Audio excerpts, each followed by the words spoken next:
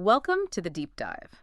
Today, we're exploring a brand that, well, it just truly exploded from its street origins, became a whole cultural phenomenon. Yeah, it really It's this fascinating look at how fashion, cannabis, music, how they all converged and all built on this foundation of just raw authenticity. indeed. And we're going to unpack that incredible journey. Dead Oppz. Our sources, mostly excerpts from Dead Oppz, Streetwear and Cannabis Empire via Nug Notes. They offer this really great look. A look at how this brand just went beyond its origins, from coded street slang all the way to a verified multi-city empire. Yeah. So our mission today for you is to really understand the mechanics behind that meteoric rise. And what makes this story so compelling, I think, for you listening, is how it shows the power of that authenticity. Yeah. And community, plus that relentless vision you need to build something really impactful, basically from the ground up. Absolutely. It's a masterclass, really. Yeah, in organic growth. And we're going to try and dissect how they pulled it off. So, okay, let's kick things off right at the beginning. Our sources tell us Dead Oppz was born right in New York City, 2019. Can you kind of paint a picture of that cultural moment for us? What was the scene like? Absolutely. Yeah, Dead Oppz didn't just sort of appear out of nowhere. It popped up at a really specific, kind of vibrant cultural intersection. Our sources, they pinpoint it vividly. Okay. It was, quote, when Runtz hit and Pooh Shiesty dropped. Ah, right. So for maybe folks less steeped in that scene, Runtz is this super popular cannabis strain from back then, big cultural touchstone. And Pooh Shiesty, well, he's a rapper whose music really kind of shaped the sound, the whole energy of that moment. Raw street stuff. Okay, so it immediately grounds the brand. Specific time, specific sound. Exactly. It shows its roots were deep in contemporary street culture right away, not just some random launch. That's a fascinating way to date a brand's beginning by cultural markers, not just the year. And the name itself, Dead Oppz, what did that signal to their first audience? Well, yeah, the name Dead Oppz, it wasn't cooked up in some marketing meeting, Right. It plugged directly into street slang, meaning smoking their ops. Yeah, right. Which is, pretty intense. Definitely. So it wasn't marketing trying to sound like the culture. It was a direct, kind of raw, unapologetic reflection of that culture. Signaled a clear identity immediately. Defiance, solidarity. Wow. Yeah. And that kind of unfiltered naming, it just resonated, gave people this powerful symbol, almost like a uniform for a movement they wanted to be part of. And they spread it themselves organically. That immediate connection, yeah, born from that rawness, it's incredibly powerful. But, okay, spreading fast across New York City, that's huge. How did we know it wasn't just a niche thing? What showed it was catching fire everywhere? Well, the sources use this phrase, city-to-city motion. Yeah. Captures the momentum perfectly. City-to-city motion? Yeah, it moved incredibly fast. Not just one area, but uptown to the Bronx, Queens, Brooklyn, and even upstate. It wasn't some slow, planned rollout. It was rapid. Almost viral, you could say. Organic growth using existing networks. That speed, it tells you how deeply it connected right away. Became a symbol across different neighborhoods. Less about ads, more word of mouth, block to block. Okay, so if it's spreading organically, city-to-city motion, what were the first actual things? The threads, the clothes that caught on, what were those must-have items? Right. So they started with the name Official Dead Oppz. Pretty straightforward. But then they quickly leveled up. Okay. We're talking impactful stuff like ski masks, hoodies, and women's gear. But it was more than just the clothes themselves. This is crucial. What was it?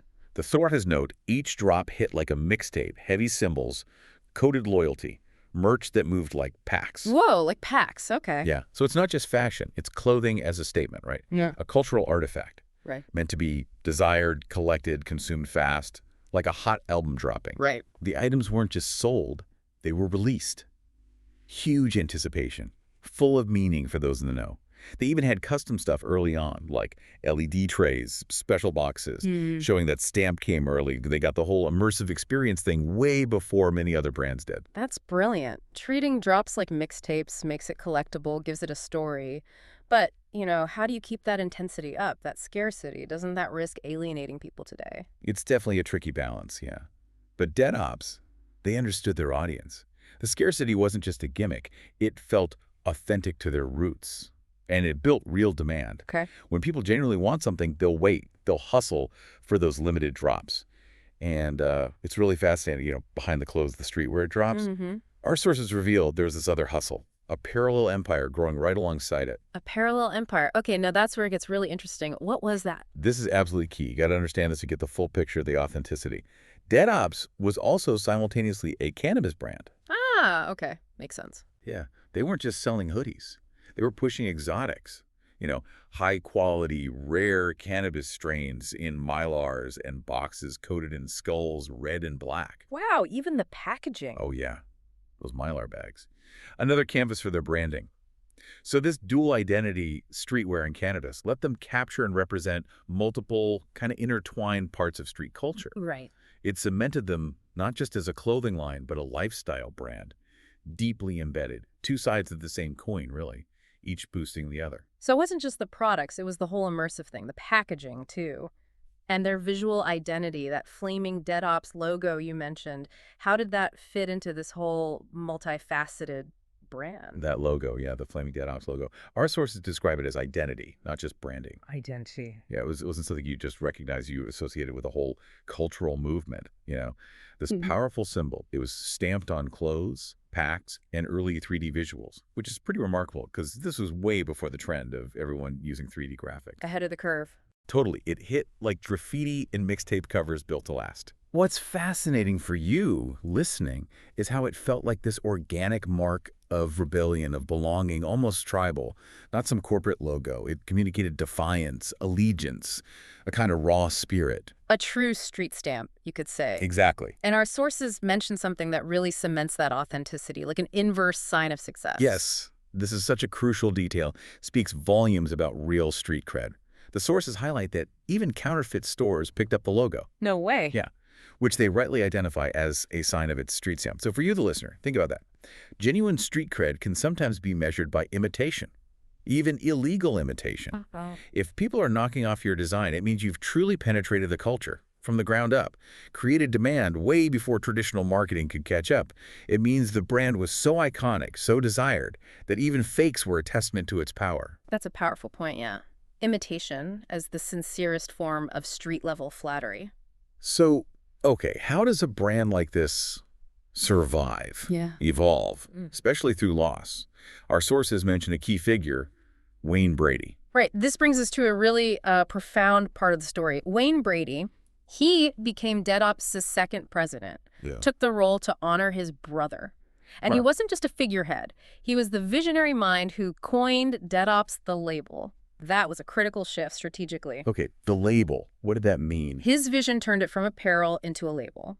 Moving beyond just selling clothes, he started managing music, preparing a posthumous mixtape, trying to carry that broader artistic vision forward. He saw the bigger picture, not just clothes or weed, but a full-fledged cultural entity spanning multiple creative outlets. Really speaks to the brand's ambition, its understanding of its place in the whole cultural ecosystem. So he was really elevating the brand, pushing it into new areas, and tragically, his passing. That led to another big shift, didn't it? A new chapter. Resilience. It did, yeah. His passing was obviously a huge loss. But it led to this strategic move to Atlanta, where the brand was rebuilt stronger. Atlanta. And this move, it wasn't just geographical. It showed the brand's enduring spirit, its ability to adapt, find new ground. The sources emphasize his legacy is still deeply stitched into the brand. You see it in phrases like hashtag E4B, everything for Brady. Brady! And hashtag LLB, long live Brady. And that powerful declaration, in Brady would trust. These weren't just hashtags, they became rallying cries. Gave the brand this profound sense of purpose, remembrance. Yeah. And it raises this interesting question for you, the listener. How does personal tragedy, instead of stopping something, become this powerful driver for identity, for resilience, for renewed purpose? Yeah. It shows how deep personal connections can shape the very soul of a business. It's a remarkable example, drawing strength from its story, even the tough parts. So, from sorrow to strength, the brand kept building. Our sources talk about collaboration being key now. Who did they link up with? What did those partnerships do? They really did link across lanes. Showed a sophisticated grasp of how to grow influence, connect with different subcultures. Okay, like who? Sources point to a few key ones. Custom sneakers with JayCeeTheKid. Unique crossovers with 14 Exotics, that's a big car culture brand. Even a wild partnership with Terrifier's Art the Clown from the horror movies. Wow, Art the Clown, that's unexpected. Right. And moving to Atlanta solidified strong ties through Danksta NYC. This really diverse mix of collabs shows a smart understanding of cross-promotion, connecting different worlds. Yeah. It wasn't about sticking to one niche. It was broadening reach by genuinely connecting with other players, tapping into their communities to expand their own. So it wasn't just about having street cred anymore. These cosigns, these collabs, they were the bridge to wider visibility, new audiences. Was it hard to do that without, watering down the original vibe? That's always the challenge, isn't it, for any brand with deep roots? But Dead Oppz seemed to navigate it by picking collaborators who matched their kind of edgy, defiant vibe. So the cosign felt authentic, not forced. Makes sense. And yet, beyond direct collabs, they got major amplification. Figures who helped expand their wave. We hear I Am Ray Ray and Fat Boy SSE, co-signed with videos, gave them a visual platform, that stamp of approval. Hollywood Unlocked, huge cultural voice, reposted their stuff, broadened reach to an entertainment audience. And Official Way Up helped amplify the wave. It shows how strategic partnerships can really boost visibility, get you cultural traction, without necessarily changing who you are at the core. And their drops, you mentioned earlier, they weren't just product releases, they were like events, right? Building that hype, keeping that exclusive feel even as they grew. Precisely, yeah. The sources paint this vivid picture. Instagram ran like a trap calendar, limited, urgent, and gone fast. A trap calendar. Yeah, like a super active, frequent, maybe unpredictable schedule of releases, like how mixtapes or underground stuff drops. Yeah. It wasn't mass production. It was scarcity, immediate demand, creating urgency. Every release was an event. They even mentioned the Inferno box, came comic book styled with stickers. Apparently that was huge in reigniting citywide buzz, improving comeback energy after a transition period. Yeah. That whole strategy, creating hype through limited event-driven releases, masterclass in demand generation, turning every drop into a moment people couldn't wait for. Okay, so all this strategic growth, the collabs, the cosigns, the event drop at all, led to what our sources call a three-city grip. What did that actually mean for the brand's presence nationally? Yeah, that's kind of the culmination of the journey in our sources. With that New York hustle, Atlanta ties, and LA exotics, Dead Oppz really carved out this three-coast line, expanding influence presence from bodegas to boulevards. What's fascinating here, for you listening, is seeing how they took that authentic street cred from NYC, added a clear vision, and strategically scaled up local success to a national, multi-city presence. Right. They didn't just open shops. They built real connections, cultural roots in each place, integrated the fashion, the music, the cannabis into one unified empire, kept the core identity, but expanded the reach. It's a powerful example of how real cultural resonance can translate into widespread impact through smart, localized growth. Wow, what an incredible journey we've taken today, really diving into Dead Oppz from, like you said, coded slang and that direct street connection in NYC, all the way to building this multifaceted empire across 3 major cities. It's more than just business. To really connect those dots for you, the story of Dead Oppz just showcases how a brand can expertly fuse culture, cannabis, clothing, becoming way more than just products. Like the sources say, it's identity, not branding. Identity, not branding, yeah. It truly represents defiance, remembrance, and constant motion. Embodies that whole journey from ops to empire. Yeah. It's just this living testament to building something real from the ground up. Proves that genuine connection, a compelling story, can overcome those traditional marketing hurdles. It really is a powerful testament. Authentic storytelling, unwavering vision, that deep community connection. So, as we wrap up this deep dive, maybe here's a final thought for you to mull over. Okay.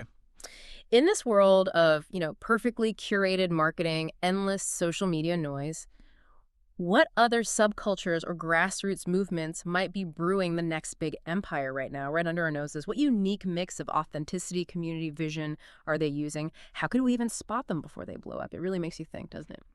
Where's the next big thing coming from?